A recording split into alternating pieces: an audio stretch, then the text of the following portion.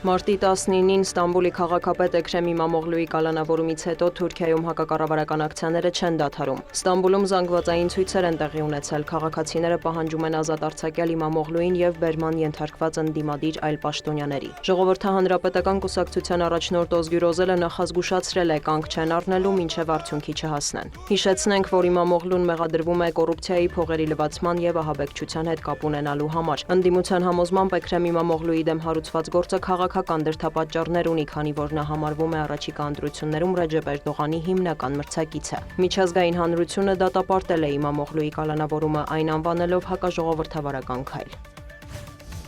Վաշինգտոնը բարձրացրել է Չինաստանից ապրանքների ներմուծման մաքսատուրքերը դրանք 104-ից հասցնելով 125%-ի։ Հուսով եմ մոտ ապագայում Չինաստանը կհասկանա, որ Միացյալ Նահանգներին եւ մյուսներին կողոպտելն այլևս ընդունելի չէ, Truth Social-ի էջում գրել է Դոնալդ Թրամփը։ Մյուս երկրների համար սահմանված հավելյալ մաքսատուրքերը 90 օրով կսառեցվեն բանակցություններ անցկացնելու համար։ Թրամփը տեղեկացրել է, որ ավելի քան 75 երկիր դիմել է Վաշինգտոնին մաքսատուրքերի շուրջ բանակցելու խնդրանքով։ Արևմտյան ԶԼՄ-ները գրում են, որ Թրամփի հայտարարությունից հետո ամերիկյան խոշոր ինդեքսները սկսել են աճել։ ԱՄՆ նախագահը մեկնաբանելով մաքսատուրքերը ժամանակավորապես սառեցնելու իր որոշումը փաստացի խոստովանել է, որ դրա վրա ազդել է շուկաներում ստեղծված իրավիճակը։ Մարդիկ մի փոքր չափն անցան, նրանք սկսեցին նյարդայնանալ եւ վախենալ, հարկավոր է ճկուն լինել, շեշտել է Սպիտակ տան ղեկավարը։ Թրամփը համոզմունք է հայտնել, որ ի վերջո առևտրային գործարքներ կկնքվեն բոլորի, այդ թվում Չինաստանի եւ Եվրամիության հետ։ Ավելի վաղ Պեկինը հայտնել էր ամերիկյան ապրանքների համար 34%-ի պատասխան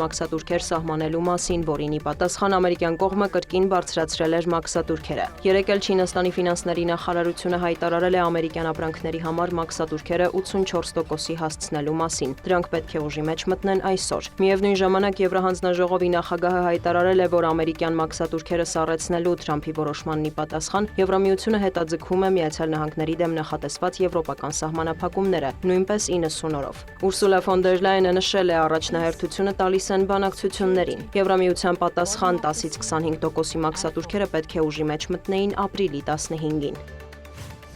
Ուկրաինական կողմը հայտնել է, որ ռուսական ուժերը ԱԹՍ-ներով հարվածել են Կիևին, Նիկոպոլին եւ Նիկոլաևին, վնասվել են բնակելի շենքեր, ավտոմեքենաներ, կան տուժածներ։ Ռուսական կողմն էլ մեղադրել է Ուկրաինային Բրյանսկի, Կալուգայի, Կուրսկի, Բելգորոդի, Օրյոլի եւ Մոսկվայի շրջանները թիրախավորելու համար։ Նաեւ ըստ գերատեսչության Ուկրաինայի զինված ուժերը խախտել են էներգետիկ հրադադարի շուրջ ամերիկյան միջնորդությամբ ավելի վաղ ձեռք բերված համաձայնությունը եւ հարձակվել ռուսական էներգետիկ օբյեկտների վրա։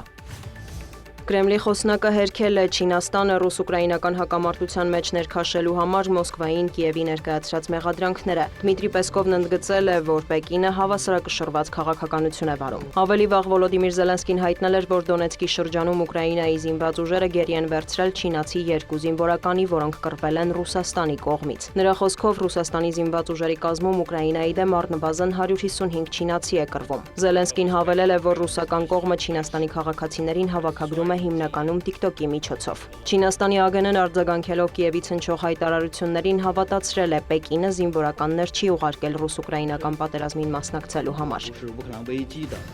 Միացյալ Նահանգները եւ Ռուսաստանը Աբու Դաբիում կալանավորների հերթական փոխանակումն են իրականացրել։ Ռուսական կողմն ազատ է արձակել Քսենիա Կարելինային, որը մեղադրվում էր պետական դավաճանության համար, քանի որ ուկրաինական բարեգործական հիմնադրամին գումար էր նվիրաբերել, գրում է Wall Street Journal-ը։ Նա դատապարտվել էր 12 տարվա ազատազրկման։ ԱՄՆ պետքարտուղարը հայտարարել է, որ Կարելինան անօրինական կերպով ձերբակալվել է 1 տարի առաջ։ Նա ազատ է արձակվել նախագահ Թրամփի ջանքերով, աշխատում ենք վերադարձնել ազատազրկված բոլոր ամերիկացիներին, նշել է Կոռուբյան։ Ի պատասխան Միացյալ Նահանգներն ազատ է արձակել Արթուր Պետրովին, որը ձերբակալվել էր 2023 թվականին Կիպրոսում երկակի նշանակության միկրոէլեկտրոնիկա արտահանելու կասկածանքով։